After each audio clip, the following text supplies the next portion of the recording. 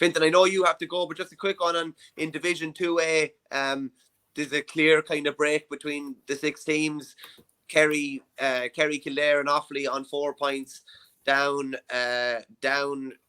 Derry and Carlow on 0 points. So 3 teams going for promotion and 3 teams kind of teetering with relegation. From a Kildare point of view, another really good result at the weekend. I think it was 117 to 19 points against Down.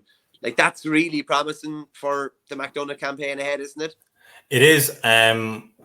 The thing that stood out for me in terms of these 3 teams, though, was look far more comfortable for Offaly than it did for Derry, and obviously the points they put up against Derry. I mean, was it the Christy Ring final a couple of years ago? Was it that Derry they hit 40 points or whatever? So 33 yesterday. They definitely facing them in terms of the scores they put on the board.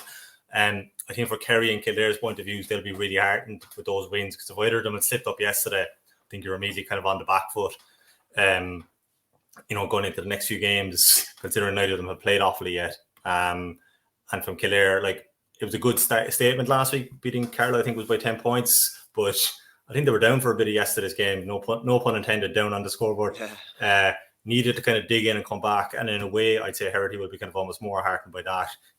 Kerry similar at home. Carlow kind of made the early running, but they kind of timed their run well to the finish line, and Malone will be happy with that. And yeah, it looks like 2 into 3 now, in terms of that kind of gap there. There's just 3 of them kind of going for it at this stage. I'm not sure what the way the fixture list comes yet, but they all have to play each other, so we're definitely looking into a fairly pivotal kind of crunch games over the next while. And from the Kildare point of view, look, they are the one I think everyone's looking at in terms of what Naas have done and the minors and the under 20s, where they can sustain it. But I think the yo-yo impact between Christy Ring and Joe McDonagh has been the real problem. So they need to kind of stabilise that. But it's the kind of young talent going through. I mean, I think Herity is looking at a couple of the guys that actually would have won Leinster Schools final with Naas on Friday in football. Right, Cian Bourne, I think. Cian Bourne is a big one. Yeah, he was cornerback in that. So this is probably something you never have to worry about in Kilkenny, but basically balancing hurling league commitments with a Hogan Cup, All-Ireland football commitments over the next while.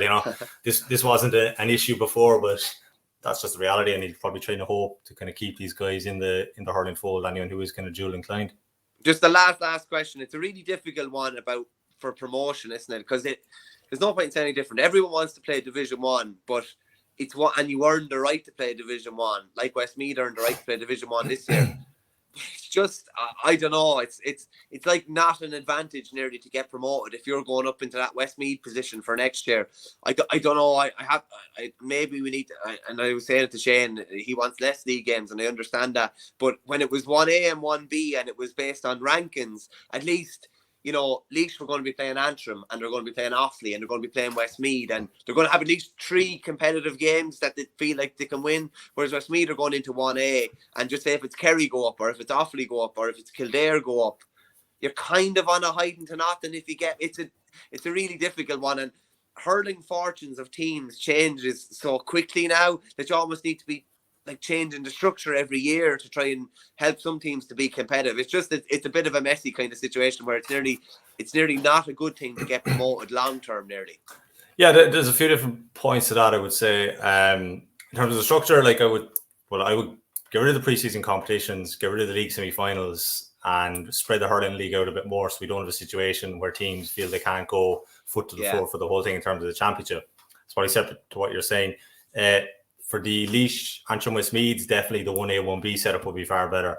But then you're going to get a situation where the couple of higher counties in the top 8 or 9 that aren't in it, I mean, remember there was a time it felt like Liam Dunn of Wexford throughout his tenure was having to say, and Sparrow, Loughlin would kind of have been similar enough in his Clare around that time, give us a chance to compete with the top counties, because they were always the kind of 2 or 3 in the 1B that weren't kind of managing to get out of it. Limerick actually, it feels like a long time ago now. We're in that kind of setup as well. The one county I think it could be great for, I think, a Kildare if they got to Division 1 for a year. Just what it would do for the county to have the novelty of, they're playing their game yesterday, for example, in Hawkfield against Down. I imagine all their games, if they're in Division 1 Hurling League, would be in Newbridge.